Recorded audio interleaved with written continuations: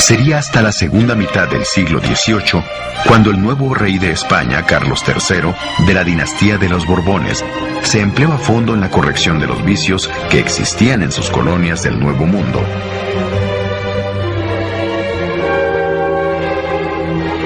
Inspirados en las ideas del llamado despotismo ilustrado, igual que muchos reyes europeos, los Borbones cambiaron su forma de gobernar, construyendo un gobierno autoritario y eficiente, obsesionado con la idea de extraer cada vez más riquezas de los territorios bajo su dominio. La voracidad repentina del Estado español, además de seguir las ideas de moda, obedecía a causas de verdadera emergencia. Debilitada por la contundente derrota en la llamada Guerra de los 7 Años, donde perdió el territorio de la Florida a manos de los ingleses, la corona española veía amenazadas el resto de sus posesiones coloniales. Además de los ingleses que en el Caribe ya habían invadido Cuba, también los indios apaches y los colonos europeos y estadounidenses en el norte de la Nueva España amenazaban con tomar posesión de territorios que la corona no podía defender cabalmente. Sacar dinero y recursos de donde fuese, y en el menor tiempo posible para fortalecer el imperio, serían desde entonces los propósitos más importantes de la política española en sus dominios de América. A estas políticas se les conocería como las reformas borbónicas.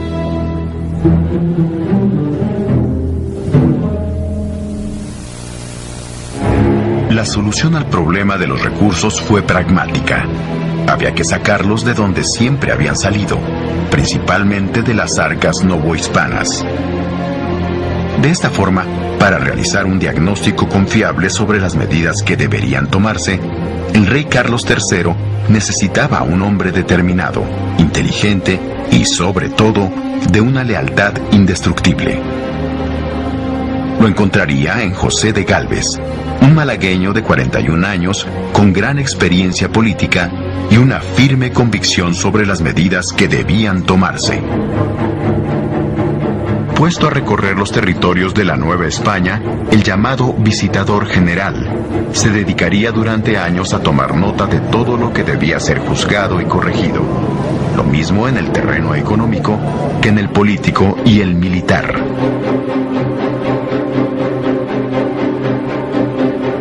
El visitador José de Gálvez encarnaría así la mano dura de las reformas borbónicas en todo el territorio colonial, tal como si fueran los ojos y el criterio mismo de su rey, Carlos III. De la mano de José de Gálvez, las reformas borbónicas llevarían a la práctica algunas medidas importantes. Por ejemplo, el cobro de más impuestos a un número mayor de personas, el nombramiento de funcionarios leales al rey que no le defraudaran a la hora de cobrar y enviar los recursos. Y finalmente, el monopolio por medio de los llamados estancos reales, de la explotación de ciertos productos muy apreciados en la Nueva España, tales como la pólvora, el tabaco, los naipes y el pulque.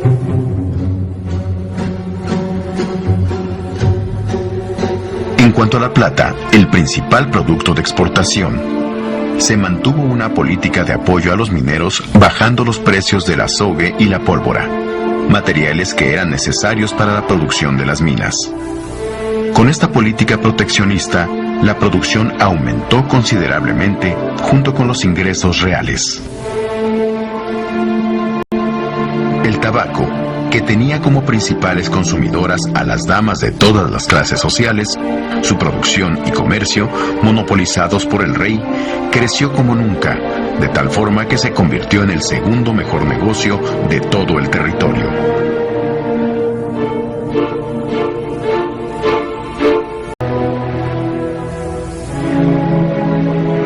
La determinación de José de Gálvez por imponer las reformas borbónicas le llevaría también a desmantelar el viejo sistema de gobierno y privilegios. En el nuevo esquema gubernamental, el territorio novohispano se dividió en 12 grandes regiones llamadas intendencias reales, que dieron una nueva organización a la Nueva España. Para gobernarlas, se sustituyó a los antiguos alcaldes mayores por funcionarios que con el nombramiento de intendentes deberían tomar las decisiones más importantes en lo que tocaba a la economía, la justicia y la acción militar. A diferencia de los alcaldes mayores, los intendentes se encontraron sujetos a un sueldo fijo, debían obediencia estricta al monarca y estaban impedidos para lucrar por cuenta propia. Esta organización territorial, a pesar de que causó en un principio conflictos por la fijación de fronteras entre las intendencias, sirvió de base, tiempo después, para la conformación de los estados que hoy constituyen la República Mexicana.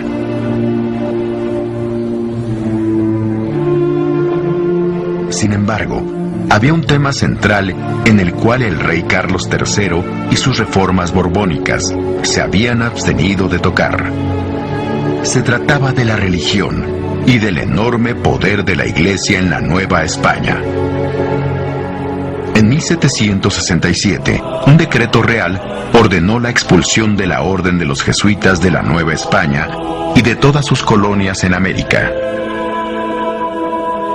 Los jesuitas, cuya labor había sido clave en la colonización de las áridas y peligrosas tierras del norte, habrían de abandonar en menos de un año el país que habían forjado por más de 2 siglos. Su gran influencia como educadores revolucionarios, su negativa a obedecer al rey de España antes que al Papa, y su desdén por las políticas oficiales, terminarían enfrentándolos al monarca. En el reducido núcleo de habitantes novohispanos, que gozaba de cierta educación, la expulsión de los jesuitas, que en buena medida habían sido sus maestros, causó un gran malestar contra las autoridades españolas. Asimismo, las nuevas disposiciones que permitían al Estado castigar a los sacerdotes que violaban la ley civil provocaron indignación entre la gente humilde, quienes veían en los custodios de la Iglesia a seres semidivinos, no solamente por su intervención en cuestiones religiosas, sino porque afectaba a los intereses del virrey y sus funcionarios, y también porque la bonanza económica solo beneficiaba al rey. Las reformas borbónicas encontraron desde el principio grandes resistencias. Estas resistencias forzaron un cambio en la política del nuevo rey Carlos IV. La nueva forma de gobernar de la corona española se vio reflejada claramente en la reducción del poder de los intendentes o gobernadores locales, los cuales, a la muerte de José de Gálvez, debieron supeditarse al virrey de la Nueva España en turno, conocido como el Segundo Revillagigedo.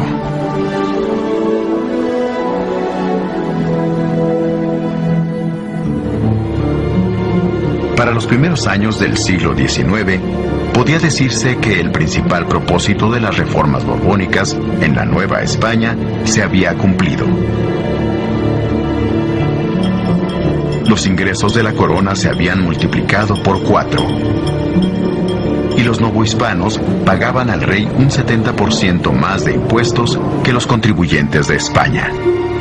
A pesar de ello, las guerras europeas en que seguía envuelta la monarquía, y especialmente los gastos militares que implicaba la defensa de sus fronteras en las colonias americanas, hacían insuficiente cualquier cantidad de dinero. El nuevo rey Carlos IV y sus ministros cayeron entonces en franca desesperación y se vieron obligados a adoptar medidas extremas como pedir préstamos y donativos a los hombres e instituciones más ricas del imperio.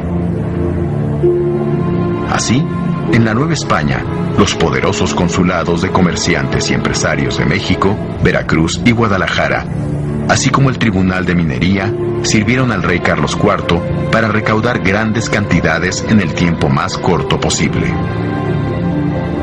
Sin embargo, la urgencia del monarca no conocía límites.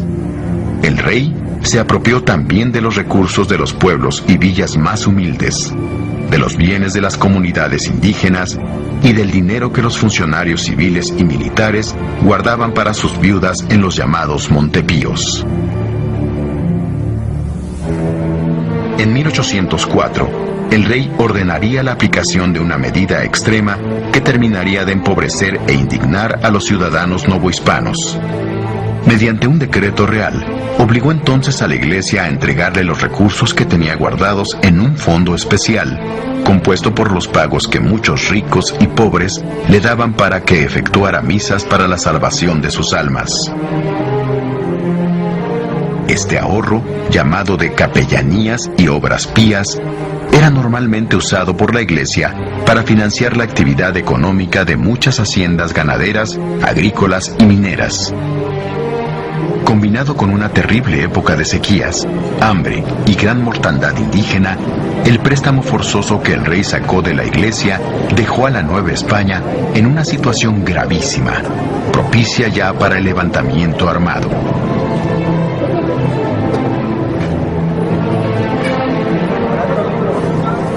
Pero, ¿quiénes pensaban ya en una revolución de independencia?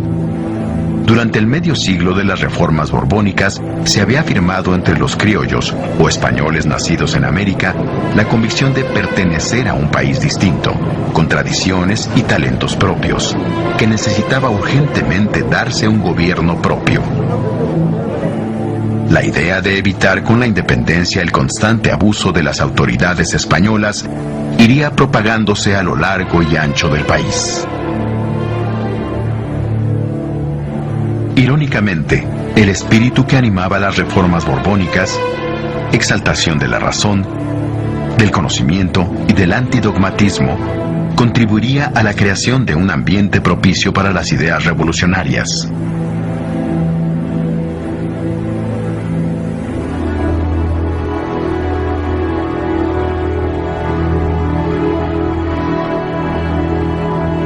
Importantes instituciones educativas, tales como la Academia de Bellas Artes de San Carlos, que maravilló a Humboldt en su visita a México, pues en ella se formaban no solo los artistas y arquitectos, sino también los artesanos,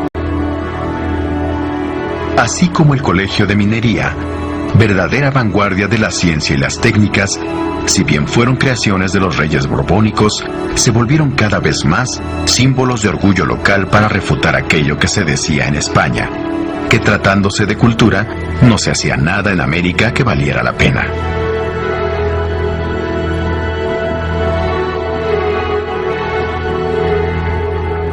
Aunque fuese un grupo reducido, los mestizos y criollos educados se dedicaron a leer libros de contrabando que contenían las ideas libertarias de las revoluciones francesa y norteamericana.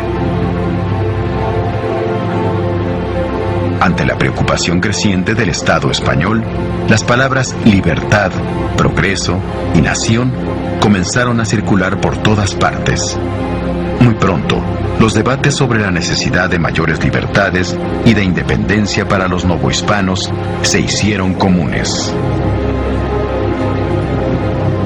Pero no era solamente esa parte educada de la población la que estaba consiguiendo una identidad cultural propia.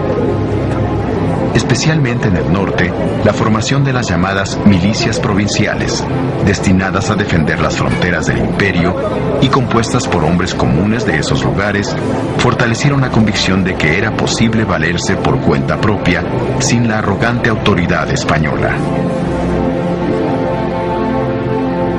Aunque ese sentimiento de identidad tenía un tinte local, más que nacional, la sensación de ser algo más que simples vasallos del rey de España echaría raíces por doquier. Si bien las reformas borbónicas significaron un auge en la economía mexicana que no se volvería a lograr hasta aproximadamente 100 años después, durante el Porfiriato, el tremendo despojo de recursos que llevó a cabo la corona española significó también el principio de la ruina de la economía nacional durante el México independiente.